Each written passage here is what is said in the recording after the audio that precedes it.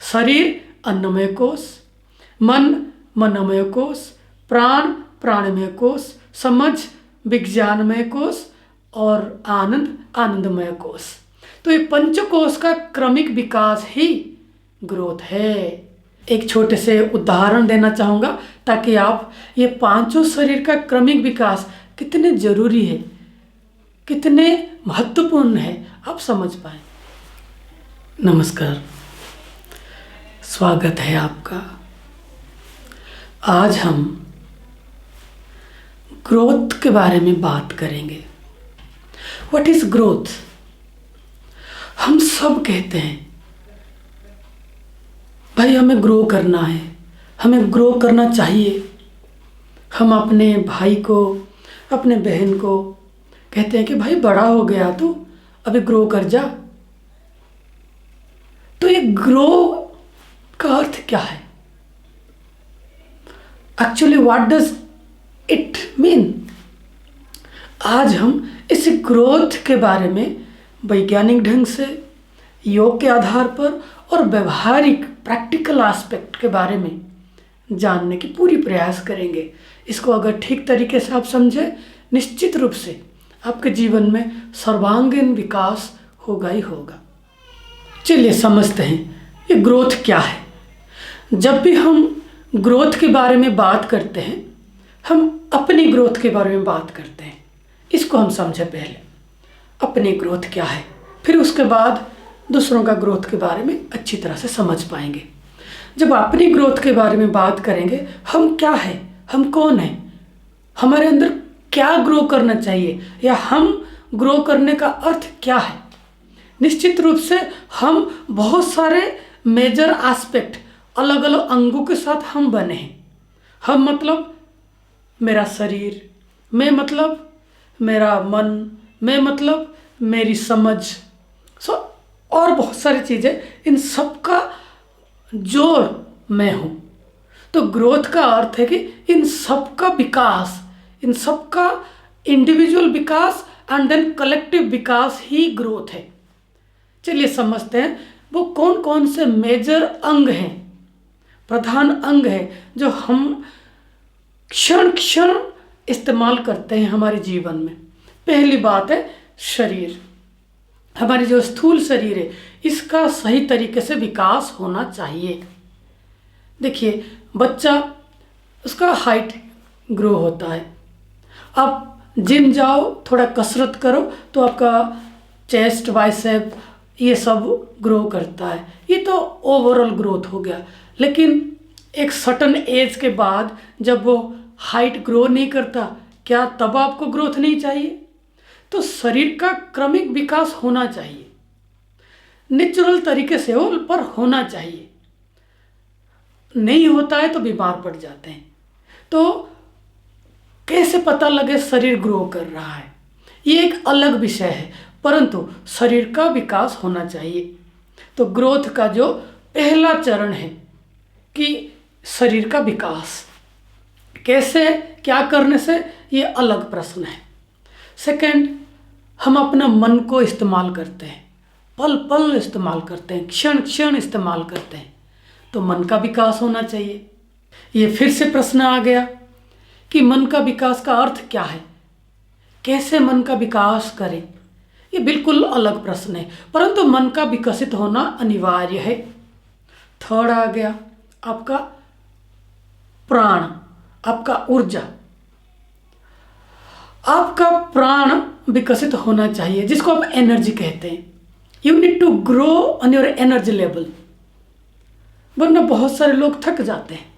जो काम कर लिए जितनी मात्रा में एनर्जी चाहिए, उतनी मात्रा में कभी कभी हम कलेक्ट नहीं कर पाते। तो अगर आप संतुलन की बात करें, विकास की बात करें, तो आपका एनर्जी लेवल का भी एक बैलेंस ग्रोथ होना चाहिए। तो शरीर का विकास, मन का विकास, प्राण का विकास, ये होना ही चाहिए। इसके बाद आता है बहुत ज़्यादा महत्वपूर्ण बात, वो है आपका समझ। समझ का विकसित होना अनिवार्य है, इसके बगैर कुछ भी नहीं है। शायद आपको पता होगा, आप जो भी हैं और आपके पास जो भी हैं, ये दोनों का कारण आपकी समझ ही है। आपके समझ के कारण ही आप जो है और आपके पास जो है, और आगे जाके भी जो कुछ भी होगा वो आपके समझ के कारण ही। मन समझ का गुलाम है, समझ के आधार पर ही विचार आते हैं मन में। तो समझ बहुत ज़रूरी है। समझ एक गुरु की तरह है एंड आपका मन शिष्य की तरह है। शिष्य को ही करना है सब कुछ, पर समझ के आधार पर समझ गाइड करता है। यूं कहें कि मन आपका कैप्टन है और समझ आपका मेंटर है, कोच है, गुरु है। तो शरीर का क्रमिक विकास, मन का क्रमिक विकास, प्राण का क्रमिक विकास और समझ का क्रमिक विकास अनिवार्य है अगर ग्रो करना चाहते हैं तो। आखिर में हम बात करें, आप ये सारा चीज़ें क्यों ग्रो करना चाहते हैं? कोई भी काम करते हैं अच्छी तरह से क्यों करना चाहते हैं? आनंद के लिए। तो आनंद का भी क्रमिक विकास होना चाहिए। अगर दिन भर में कुल मिलाकर आप 2 घंटे आनंदित रहते हैं, 1 हफ्ते के बाद, 1 महीने के बाद, 6 महीने के बाद, तो आनंद का लेवल बढ़ना तो चाहिए। 2 घंटे से कम 2 घंटे 15 मिनट होना चाहिए, 2 घंटे 20 मिनट होना चाहिए। तो आपका जो ब्लिसफुल स्टेज है, जो आनंद की स्थिति है, उसमें भी बढ़ोतरी होना चाहिए। तो ग्रोथ का अर्थ है आपका शरीर का क्रमिक विकास, मन का क्रमिक विकास, प्राण का क्रमिक विकास, समझ का क्रमिक विकास और आपका आनंद का क्रमिक विकास। इनको इंडिविजुअली काम कर सकते हैं, अदरवाइज इनको कलेक्टिवली विकसित करने के लिए अगर प्रयास करेंगे तो विकास होगा। अगर नहीं हो पाया तो फिर आप विकसित नहीं हैं। सिर्फ शरीर फुला देने से, किसी भी कारण से, चाहे जिम जाओ, चाहे टैबलेट खा के बनाओ, ये ग्रोथ नहीं है। खाली मन की ग्रोथ हो जाना, ये भी संतुलित ग्रोथ नहीं है। खाली प्राण का विकसित हो जाना भी ग्रोथ नहीं है। खाली समझ बढ़ जाए परंतु आपका मन और शरीर सहयोग ना करे वो समझ को इम्प्लीमेंट करने के लिए, वो भी ग्रोथ नहीं है। और ये सब होने के बाद आपका आनंद में कोई बढ़ोतरी नहीं हो रही है, तब भी ये ग्रोथ नहीं है।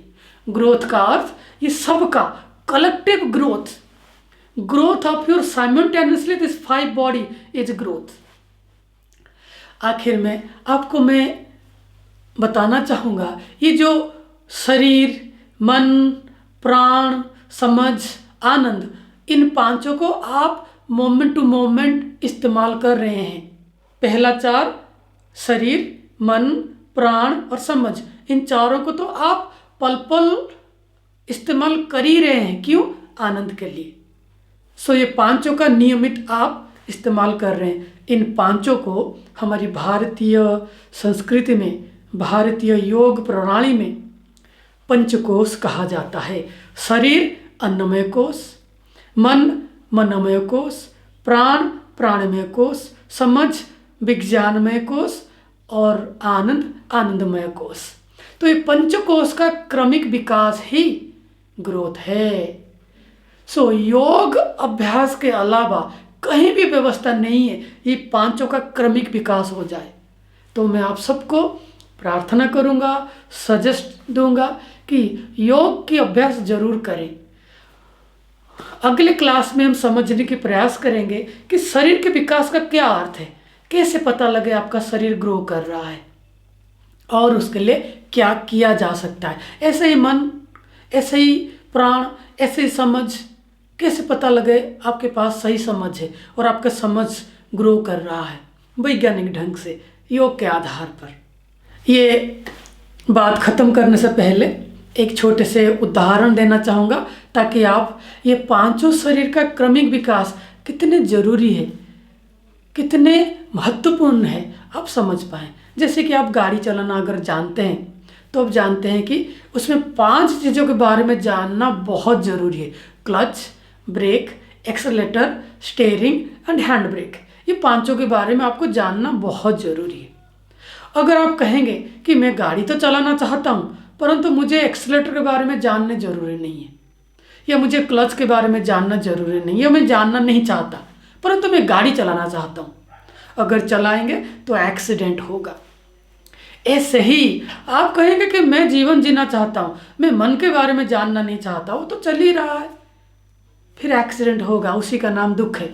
आप कहेंगे कि मैं समझ को बढ़ाना नहीं चाहता, वो बड़े बड़े ना बढ़े, वैसे ही वो अपने आप बढ़ती है, नहीं बढ़ती।